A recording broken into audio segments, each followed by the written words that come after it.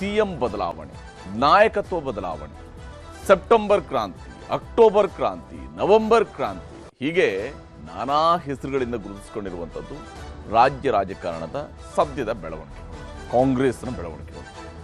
ಈ ಬೆಳವಣಿಗೆಗಳಿಗೆ ಈಗ ಇಂಟ್ರೆಸ್ಟಿಂಗ್ ತಿರುವೊಂದು ಸಿಕ್ಕಿದೆ.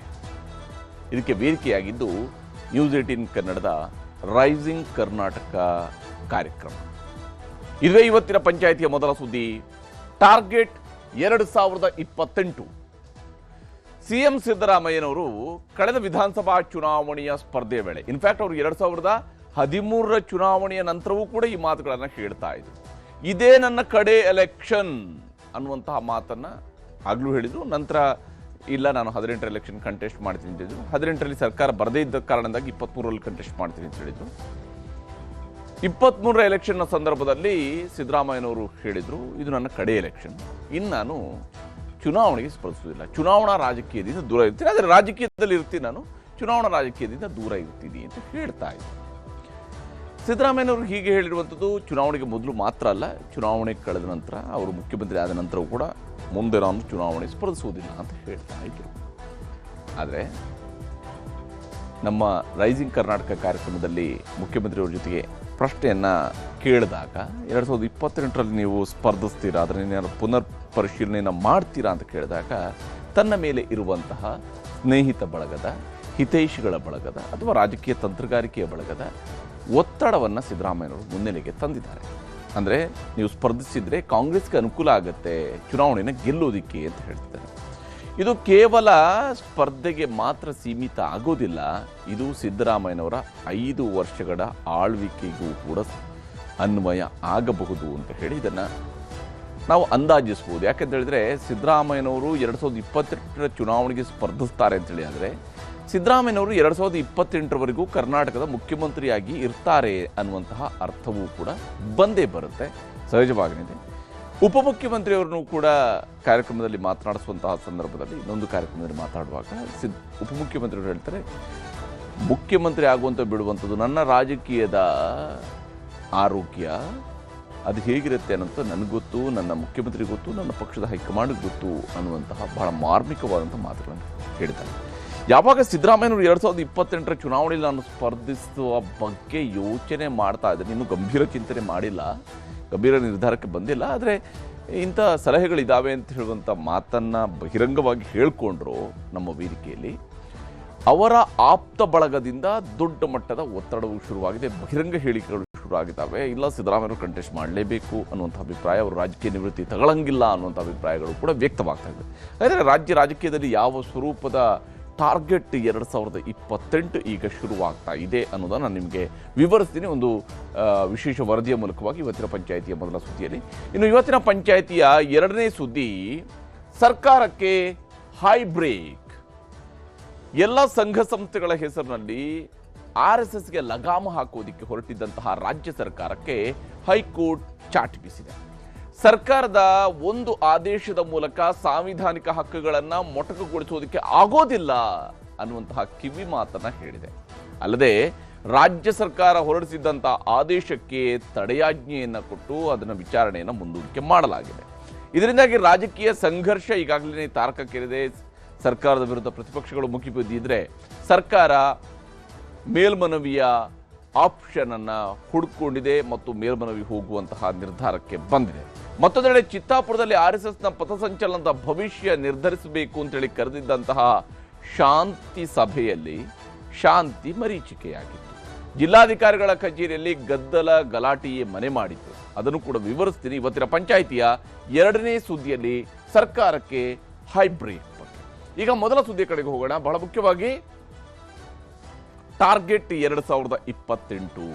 2028ಕ್ಕೆ ಕರ್ನಾಟಕದಲ್ಲಿ ಮತ್ತೊಂದು ವಿಧಾನಸಭಾ ಚುನಾವಣೆ ಬರುತ್ತೆ. ಮುಖ್ಯಮಂತ್ರಿ ಸಿದ್ದರಾಮಯ್ಯನವರ ಟಾರ್ಗೆಟ್ ಈಗ 2028ರ ಚುನಾವಣೆ.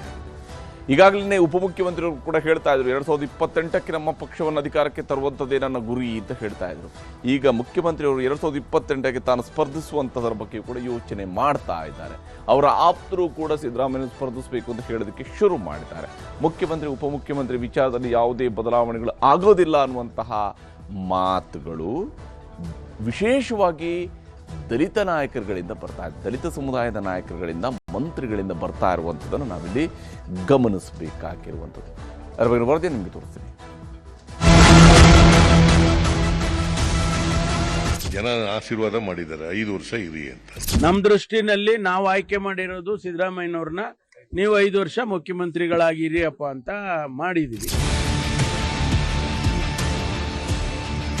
ಎಲ್ಲ ನಮ್ಮ ಸ್ನೇಹಿತರು, ಹಿತೈಷಿಗಳು ಎಲ್ಲರೂ ಕೂಡ 2028 ಚುನಾವಣೆಗೆ ನಿಲ್ಲೇಬೇಕು ಅಂತೇಳಿ ಒತ್ತಾಯ ಮಾಡ್ತಾ ಇದ್ದಾರೆ. ಇನ್ನೂ ಒಂದು ಚುನಾವಣೆ ಅಲ್ಲ, 2 ಚುನಾವಣೆ ನಿಂತ್ಕೊಳ್ಳಿ ಅಂತ ಬಯಸ್ತೀವಿ ನಾವು. ಅದರಲ್ಲೇನು ಸಾರ್ವಜನಿಕ ಜೀವನದಲ್ಲಿ ಸಿದ್ದರಾಮಯ್ಯನವರು ಯಾವತ್ತೂ ರಾಜಕಾರಣದಲ್ಲಿ ಇರಬೇಕು. ನೇತೃತ್ವ ಅವಶ್ಯಕತೆ ಇದೆ ನಮಗೆ. ನೋಡಿ, ಅದು ನಮ್ಮ ಹೈಕಮಾಂಡ್ಗೆ ಬಿಟ್ಟಂತ ವಿಚಾರ. ಅವರು ಅದನ್ನ ತೀರ್ಮಾನ ತಗೊಳ್ತಾರೆ. ಗ್ಯಾರಂಟಿ ಸರ್ಕಾರದಲ್ಲಿ ನವೆಂಬರ್ ಸಮೀಪಿಸುತ್ತಿದ್ದಂತೆ ಅಧಿಕಾರದ ಅರ್ಧ ಭಾಗವನ್ನ ಸಂಭ್ರಮಿಸುವ ಬದಲು ಅಧಿಕಾರ ಹಸ್ತಾಂತರ ಆಗುತ್ತೋ ಇಲ್ಲವೋ ಎಂಬ ಚರ್ಚೆಯೇ ಜೋರಾಗಿದೆ. ಒಂದು ಕಡೆ ಡಿಸಿಎಂ ಡಿಕೆ ಶಿವಕುಮಾರ್ ಬಣ ನಮ್ಮ ನಾಯಕರೇ ಮುಂದಿನ ಮುಖ್ಯಮಂತ್ರಿ ಎಂಬ ವಿಶ್ವಾಸದಲ್ಲಿದ್ದಾರೆ. ಮತ್ತೊಂದು ಕಡೆ ಸಿಎಂ ಸಿದ್ದರಾಮಯ್ಯ ಆಪ್ತರು 5 ವರ್ಷ ಮುಖ್ಯಮಂತ್ರಿ ಮಂತ್ರ ಪಠಣ ಮಾಡ್ತಾನೆ ಇರ್ತಾರೆ. ಆದರೆ ಇದಕ್ಕೆಲ್ಲ ನೇರವಾದ ಉತ್ತರ ಸಿಕ್ಕಿದ್ದು ನ್ಯೂಸ್ 18 ಕನ್ನಡದ ರೈಸಿಂಗ್ ಕರ್ನಾಟಕ ಕಾರ್ಯಕ್ರಮದಲ್ಲಿ. ತಮ್ಮ ರಾಜಕೀಯ ನಡೆ, ನಿರ್ಧಾರ, ಭವಿಷ್ಯಗಳ ಬಗ್ಗೆ ಮನಬಿಚ್ಚಿ ಮಾತನಾಡಿದ್ರು ಸಿದ್ದರಾಮಯ್ಯ. ಪೂರ್ಣಾವಧಿ ಸರ್ಕಾರದಲ್ಲಿ ಪೂರ್ಣಾವಧಿ ಸಿಎಂ ಆಗೇ ಇರುವ ಬಗ್ಗೆ ಸಿದ್ದರಾಮಯ್ಯ ವಿಶ್ವಾಸದ ಮಾತುಗಳನ್ನಾಡಿದ್ದಾರೆ. ಅಷ್ಟೇ ಚಾಣಾಕ್ಷತನದಿಂದ ಹೈಕಮಾಂಡ್ ಹೇಳಿದಂತೆಯೇ ಕೇಳುತ್ತೇನೆ ಎನ್ನುವುದನ್ನು ಸೇರಿಸಲು ಮರೆಯಲಿಲ್ಲ. ತಾವು ಕರ್ನಾಟಕದಲ್ಲಿ ಅತಿ ಹೆಚ್ಚಿನ ಅವಧಿಯವರೆಗೂ ಕೂಡ ಮುಖ್ಯಮಂತ್ರಿಯಾಗಿ ಆಡಳಿತ ನಿರ್ವಹಿಸಿದವರು ಅನ್ನುವಂತಹ ದಾಖಲೆಯ ಬಗ್ಗೆ ತಾವೇನು ಹೇಳ್ತೀರಿ? ನನಗೆ ದಾಖಲೆ ಬಗ್ಗೆ ನಂಬಿಕೆ ಇಲ್ಲ. ಎಷ್ಟು ವರ್ಷ ಅಧಿಕಾರದಲ್ಲಿ ಇರ್ತೀವಿ ಅಷ್ಟು ವರ್ಷ ಸಮಾಜಮುಖಿಯಾಗಿ ಕೆಲಸ ಮಾಡಬೇಕು. ಕರ್ನಾಟಕದ ಮುಖ್ಯಮಂತ್ರಿಯಾಗಿ 10 ವರ್ಷ ಇರ್ತೀರಿ, ಗೊತ್ತಿಲ್ಲ ನನಗೆ. ಈಗ ಹೈಕಮಾಂಡ್ನವರು ಅಂತಿಮವಾಗಿ ತೀರ್ಮಾನ ಮಾಡೋರು ಯಾರು? ಈಗ ನನಗೆ ಜನ ಆಶೀರ್ವಾದ ಮಾಡಿದ್ದಾರೆ 5 ವರ್ಷ ಇರಿ ಅಂತ. ನಾನು ಹೈಕಮಾಂಡ್ನವರು ಒಂದು ವೇಳೆ ತೀರ್ಮಾನ ತಗೊಂಡ್ರೆ, ಬೇರೆ ತೀರ್ಮಾನ ತಗೊಂಡ್ರೆ ಅದು ಮಾಡಬೇಕಾಗ್ತದೆ. ಯಾರೇ ಕಾಂಗ್ರೆಸ್ನವರಾದರೂ ಕೂಡ ಹೈಕಮಾಂಡ್ನವ್ರ ತೀರ್ಮಾನ ಅಂತಿಮ.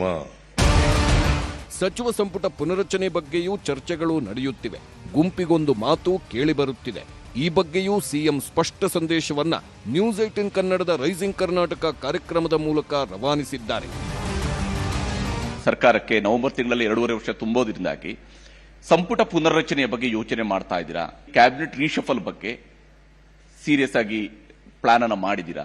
ಯಾವ ರೀತಿಯಾಗಿ? ಹೈಕಮಾಂಡ್ನವರೇ ಈಗ ಒಂದು 3-4 ತಿಂಗಳ ಹಿಂದೆ ರೀಶಫಲ್ ಮಾಡಿ ಅಂತ ಹೇಳಿದ್ರು. ಹೊಸಬರಿಗೆಲ್ಲ ಅವಕಾಶ ಕೊಡಿ ಅಂತ ಹೇಳಿದ್ರು. ನಾನು 2.5 ವರ್ಷ ತುಂಬಲಿ, 2.5 ವರ್ಷ ತುಂಬಲಿ, ಅರ್ಧ ಸಮಯ ಆಗ್ತದೆ, ಆಮೇಲೆ ಮಾಡೋಣ ಅಂತ ಹೇಳಿದೆ. ಅದಕ್ಕೆ ಒಪ್ಕೊಂಡಿದ್ರು. ಈಗ ಹೈಕಮಾಂಡ್ನವರು ಏನು ಹೇಳ್ತಾರೆ, 2.5 ವರ್ಷ ಸಂದರ್ಭದಲ್ಲಿ ನಾನು ಭೇಟಿ ಮಾಡಿ ಕೇಳ್ತೀನಿ ಹೈಕಮಾಂಡ್ನವ್ರಿಗೆ. ಅವ್ರು ಒಪ್ಪಿಗೆ ಕೊಟ್ಟರೆ ರೀಸಫಲ್ ಮಾಡೇ ಮಾಡ್ತೀನಿ. ಇದರ ಮಧ್ಯೆಯೇ ಇಡೀ ರಾಜ್ಯ ರಾಜಕಾರಣಕ್ಕೆ ಶಾಕಿಂಗ್ ನ್ಯೂಸ್ ಕೊಟ್ಟಿದ್ದಾರೆ. 2028ರ ವಿಧಾನಸಭೆ ಚುನಾವಣೆಗೂ ಸ್ಪರ್ಧೆ ಮಾಡುವ ಸುಳಿವು ಕೊಟ್ಟಿದ್ದಾರೆ. ಸ್ನೇಹಿತರು, ಹಿತೈಷಿಗಳು ಸ್ಪರ್ಧೆ ಮಾಡುವಂತೆ ಒತ್ತಾಯಿಸುತ್ತಿದ್ದಾರೆ. ತಾನು ಸ್ಪರ್ಧಿಸೋದು ಬೇಡ ಎಂಬ ತೀರ್ಮಾನವನ್ನ ಮೊದಲು ಕೈಗೊಂಡಿದ್ದರೂ ಈಗ ಎಲ್ಲರ ಒತ್ತಾಯದ ಕಾರಣವನ್ನ ಸಿಎಂ ಮುನ್ನೆಲೆಗೆ ತಂದಿದ್ದಾರೆ. ಹಾಗಿದ್ದರೂ ಸ್ಪರ್ಧೆಯ ಬಗ್ಗೆ ಗಂಭೀರವಾಗಿ ಚಿಂತನೆ ಮಾಡಿಲ್ಲ ಎಂದು ಹೇಳಿದ್ದರೂ ಅವರ ಸ್ಪರ್ಧೆ ಖಚಿತ ಎಂಬ ಪರೋಕ್ಷ ಸಂದೇಶವನ್ನೂ ರವಾನಿಸಿಯಾಗಿದೆ. 2028ರ ಚುನಾವಣೆಯಲ್ಲಿ ಹಾಗಾದ್ರೆ ತಾವು ಸ್ಪರ್ಧಿಸುವುದಿಲ್ಲ ಅನ್ನುವಂಥದ್ದು ಆ ತೀರ್ಮಾನ ಇವಾಗಲೂ ಕೂಡ ಇದೆಯಾ, ಅಥವಾ ಮತ್ತೆ ಪರಿಶೀಲನೆಯನ್ನ ಮಾಡುವಂತ ಸ್ಥಿತಿ ಬಂತು ಅಂದ್ರೆ ಪರಿಶೀಲನೆ ಮಾಡ್ತೀರಾ? ಈಗ ನಾನು 2028ಕ್ಕೆ ಚುನಾವಣೆಗೆ ಸ್ಪರ್ಧೆ ಮಾಡಲ್ಲ ಅಂತ ಹೇಳಿದ್ದೆ. ಬಟ್ ಎಲ್ಲ ನಮ್ಮ ಸ್ನೇಹಿತರು, ಹಿತೈಷಿಗಳು ಎಲ್ಲರೂ ಕೂಡ ನೀವು 2028 ಚುನಾವಣೆಗೆ ನಿಲ್ಲೇಬೇಕು ಅಂತೇಳಿ ಒತ್ತಾಯ ಮಾಡ್ತಾ ಇದ್ದಾರೆ. ಕಾರಣ ಯಾಕಪ್ಪ ಅಂತಂದ್ರೆ, ನೀವು ನಿಲ್ಲೋದ್ರಿಂದ ಪಕ್ಷಕ್ಕೆ ಅನುಕೂಲ ಆಗ್ತದೆ, ಮುಂದೆ ಅಧಿಕಾರಕ್ಕೆ ಬರಲಿಕ್ಕೆ ಅನುಕೂಲ ಆಗ್ತದೆ ಅಂತ ಮಾತುಗಳನ್ನು ಹೇಳ್ತಾ ಇದ್ದಾರೆ. ನಾನು ಇನ್ನೂ ಕೂಡ ಅದರ ಬಗ್ಗೆ ಗಂಭೀರವಾಗಿ ತೀರ್ಮಾನ ಮಾಡಿಲ್ಲ. ನ್ಯೂಸ್ 18 ಕನ್ನಡದ ರೈಸಿಂಗ್ ಕರ್ನಾಟಕ ವೇದಿಕೆಯಲ್ಲಿ ಸಿಎಂ ಸಿದ್ದರಾಮಯ್ಯ ಹೀಗೆ ಹೇಳುತ್ತಲೇ ಆಪ್ತ ಸಚಿವರು ಶಾಸಕರಿಗೆ ಹೊಸ ಹುರುಪು ಸಿಕ್ಕಿದೆ. 2028ರಲ್ಲಿ ಅಧಿಕಾರಕ್ಕೆ ಬರುವುದಕ್ಕೆ ಸಿದ್ದರಾಮಯ್ಯ ಹೆಸರೊಂದೇ ಸಾಕು ಎಂಬ ವಾದ ಶುರುವಾಯಿತು. ಸಿದ್ದರಾಮಯ್ಯ ನೀಡಿರುವ ಉತ್ತಮ ಆಡಳಿತ, ನಾಯಕತ್ವ, ಮಾರ್ಗದರ್ಶನ ಅಗತ್ಯ ಎಂದು ಪ್ರತಿಪಾದಿಸಿದ್ರು. ಎಲ್ಲ ಶಾಸಕರನ್ನ ಕರೆದು CLP ನಾಯಕರನ್ನ ಆಯ್ಕೆ ಮಾಡಿದ್ರು. ಅವತ್ತೇನು ನಮಗೆ ಯಾವುದೇ ದೃಷ್ಟಿಯಿಂದ ಬರೀ 2.5 ವರ್ಷ ಮುಖ್ಯಮಂತ್ರಿ ಅಂತ ಹೇಳಿರ್ಲಿಲ್ಲ. ನಮ್ಗೆ ಹೈಕಮಾಂಡ್ನವರು ಅವತ್ತು ಆಯ್ಕೆ ಮಾಡಿದಾಗ ಸಿದ್ದರಾಮಯ್ಯನವರು CLP ನಾಯಕರು ಅಂತ ಘೋಷಣೆ ಮಾಡಿದ್ರೆ ಬಿಟ್ರೆ ಸಮಯ ನಿಗದಿ ಮಾಡಿರ್ಲಿಲ್ಲ. ಈ ಮಧ್ಯದಲ್ಲಿ ಏನೇನೋ ಅದೆಲ್ಲ ಬೆಳವಣಿಗೆಗಳು ನಮಗಂತೂ ಏನು ಗೊತ್ತಿಲ್ಲ. ನಮ್ಮ ದೃಷ್ಟಿನಲ್ಲಿ ನಾವು ಆಯ್ಕೆ ಮಾಡಿರೋದು ಸಿದ್ದರಾಮಯ್ಯನವ್ರನ್ನ ನೀವು 5 ವರ್ಷ ಮುಖ್ಯಮಂತ್ರಿಗಳಾಗಿರಿ ಅಪ್ಪ ಅಂತ ಮಾಡಿದೀವಿ. ಅದ್ರ ಮೇಲೆ ಹೈಕಮಾಂಡ್ ಏನ್ ತೀರ್ಮಾನ ಮಾಡುತ್ತೋ ಅದನ್ನ ಒಪ್ಕೊಳ್ತೀವಿ ನಾವು, ಅಷ್ಟೇ. 2028ಕ್ಕೆ ಮತ್ತೆ ಸ್ಪರ್ಧೆ ಮಾಡಬೇಕು ಅನ್ನುವಂಥದ್ದು ನಮ್ಮೆಲ್ಲರ ಒಂದು ಸದಾಶಯವಾಗಿದೆ. ಅವರು ನಮಗೆ ಹೀಗೆ ರಾಜಕಾರಣದಲ್ಲಿ ಮಾರ್ಗದರ್ಶನ ಮಾಡ್ತಾ ಇರಬೇಕು ಅನ್ನೋಂಥದ್ದು ನಮ್ಮೆಲ್ಲರ ಅಭಿಲಾಷೆ ಆಗಿದೆ. ಆಮೇಲೆ ಪಕ್ಷದ ತೀರ್ಮಾನವೂ ಸಹ ಪೂರಕವಾಗಿರುತ್ತೆ.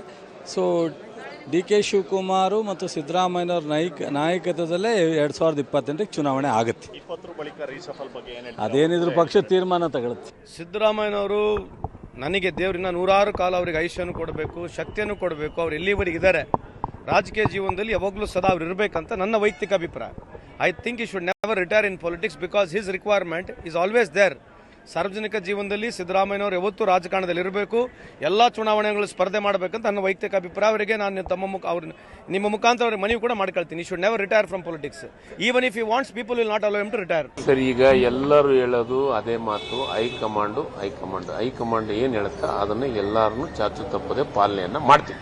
ಮುಖ್ಯಮಂತ್ರಿಗಳು ಹೇಳಿದ ಮೇಲೆ ತಂಗಡಿಗೆ ಹೇಳಂತ ಪ್ರಶ್ನೆ ಬರಂಗಿಲ್ಲ.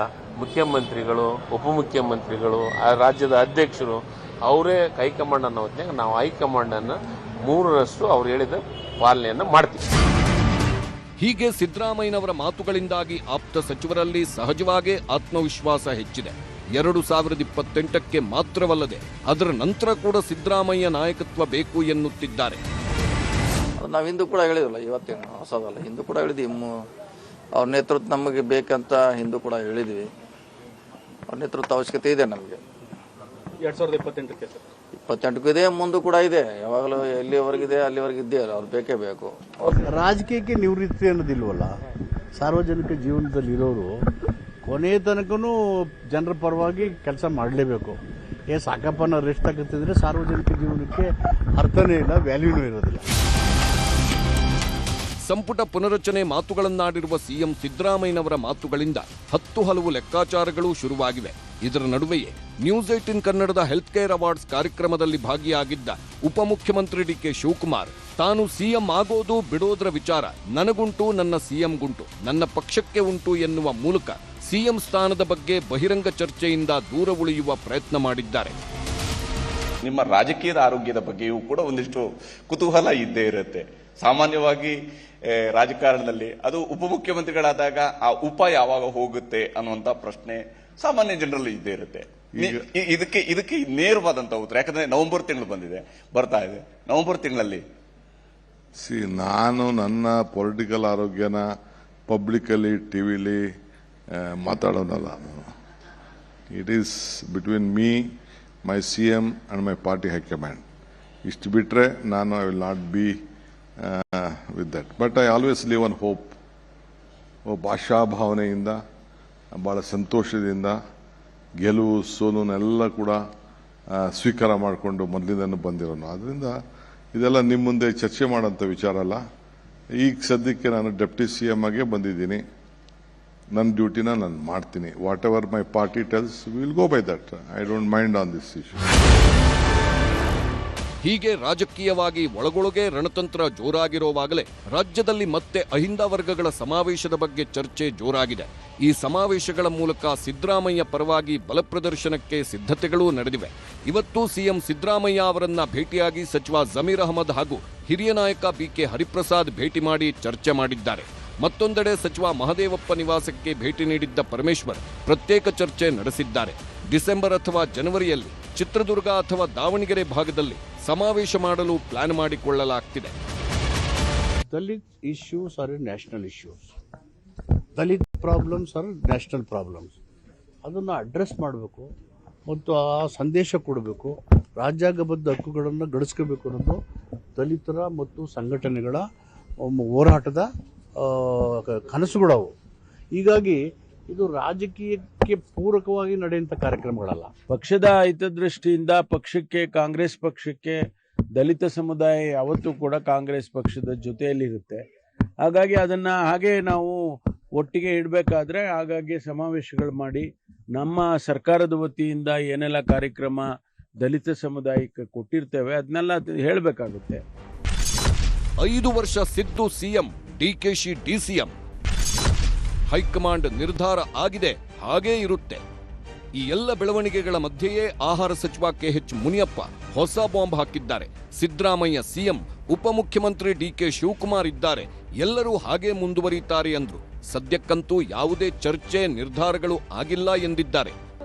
ಈಗ ಸಿದ್ದರಾಮಯ್ಯನವರು ಮುಖ್ಯಮಂತ್ರಿಯಾಗಿ ಮುಂದುವರಿತಾರೆ. ಪ್ರದೇಶ ಕಾಂಗ್ರೆಸ್ ಸಮಿತಿ ಅಧ್ಯಕ್ಷರು, ಉಪಮುಖ್ಯಮಂತ್ರಿಗಳು ಅವರು ಕೂಡ ಮುಂದುವರಿತಾರೆ. ಈ ವಿಷಯ ಹೈಕಮಾಂಡು ಅಧ್ಯಕ್ಷರು ಮುಖ್ಯಮಂತ್ರಿಗಳ ಜೊತೆಯಲ್ಲಿ ಚರ್ಚೆ ಮಾಡಿ ತೀರ್ಮಾನ ತಗೊಳ್ತಾರೆ. ಮುನಿಯಪ್ಪನವರು ಹೀಗೆ ಹೇಳೋವಾಗಲೇ ಮೈಸೂರಿನಲ್ಲಿ ಸಿಎಂ ಪುತ್ರ ಯತೀಂದ್ರ ಸಿದ್ದರಾಮಯ್ಯ ಮತ್ತೊಂದು ಸ್ಫೋಟಕ ಹೇಳಿಕೆ ಕೊಟ್ಟಿದ್ದಾರೆ. ಬದಲಾವಣೆ ವಿಚಾರ ನನಗಾಗಲಿ ತಂದೆಯವರಿಗಾಗಲಿ ಗೊತ್ತಿಲ್ಲ ಅಂದ್ರು. ನನಗೆ ಗೊತ್ತಿರೋ ಹಾಗೆ ಪಕ್ಷದಲ್ಲಂತೂ ಸಿಎಂ ಬದಲಾವಣೆ ಬಗ್ಗೆ ಚರ್ಚೆ ಮಾಡಿಲ್ಲ, ಅಥವಾ ನಮ್ಮ ತಂದೆಯವರಿಗಾಗಲಿ ಅಥವಾ ಬೇರೆ ಲೀಡರ್ಗಳಿಗಾಗಲಿ ಸೂಚನೆ ಕೊಟ್ಟಿಲ್ಲ, ನನಗೆ ಗೊತ್ತಿರೋ ಮಾಹಿತಿ. ಸೊ ಹಾಗಾಗಿ ಸದ್ಯದಲ್ಲಿ ಸಿಎಂ ಬದಲಾವಣೆ ಆಗೋದು ನನ್ನ ನಂಬಿಕೆ. ಬಹಳಷ್ಟು ಕಾಂಗ್ರೆಸ್ ಪಕ್ಷದ ನಾಯಕರು ಮತ್ತು MLAಗಳ ಅಭಿಪ್ರಾಯ ಆಗಿದೆ, ಅದನ್ನೇ ನಾನು ಕೂಡ. ಹೀಗೆ ರಾಜ್ಯದ ರಾಜಕೀಯ ಚದುರಂಗದಾಟದಲ್ಲಿ ನಾನಾ ದಾಳಗಳು ಉರುಳುತ್ತಿವೆ. ಬಿಹಾರ ಎಲೆಕ್ಷನ್ವರೆಗೂ ಎಲ್ಲರೂ ಕಾಯಲೇಬೇಕಾದ ಅನಿವಾರ್ಯತೆ ಕಾಂಗ್ರೆಸ್ನಲ್ಲಿದೆ. ಬಿಹಾರದಲ್ಲಿ ರಿಸಲ್ಟ್ ಏನಾಗುತ್ತೋ ಬಿಡುತ್ತೋ, ನಂತರ ರಾಜ್ಯದಲ್ಲಂತೂ ರಾಜಕೀಯ ಜಟಾಪಟಿ ಒಂದಿಷ್ಟು ಕಾವು ಪಡೆಯುವ ಲಕ್ಷಣಗಳು ಈಗಲೇ ಗೋಚರಿಸುತ್ತಿರುವುದಂತೂ ಸ್ಪಷ್ಟ. Bureau report, news 18.